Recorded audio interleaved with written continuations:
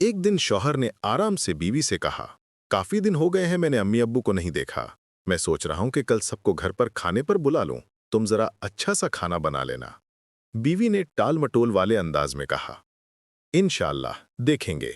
शौहर ने समझा कि वो राजी है, इसलिए बोला, ठीक है, तो फिर मैं सबको बुला लेता हूं। अगले दिन वो काम पर चला गया। दोपहर 1 बजे घर आया और पूछा, क्या खाना तैयार है?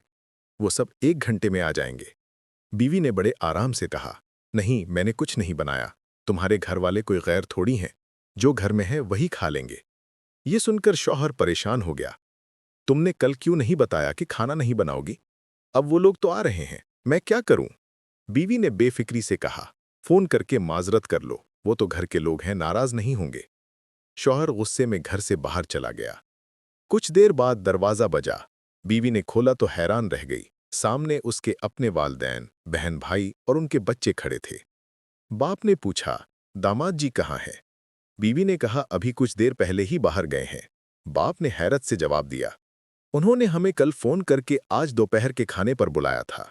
ये कैसे मुमकिन है कि वो हमें बुलाएं और खुद घर से चले जाएं? ये सुनकर बीवी के हाथ पांव फूल गए। घर में मौजूद खाना उसके वालदैन के शायाने शान नहीं था, लेकिन यही खाना वो कल तक शौहर के घर वालों के लिए ठीक समझ रही थी। घबरा कर शौहर को फौरन फोन किया। तुमने मुझे बताया क्यों नहीं कि मेरे घर वालों को बुलाया है? शौहर ने पुरसुकून लहजे में कहा, तुम्हारे हों या मेरे, घर वाले तो घर वाले ही होते हैं। फर्क क्या है?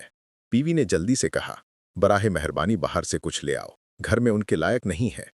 शौहर ने कहा, मैं काफी दूर हूं, और वैसे भी तुम्हारे घर वाले कोई अनजान नहीं।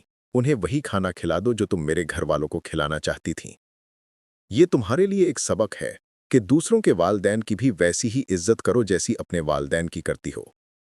सबक, जैसे आप सलूक अपने साथ चाहते हैं, वैसा ही सलूक खुद भी दूसरों के साथ करें।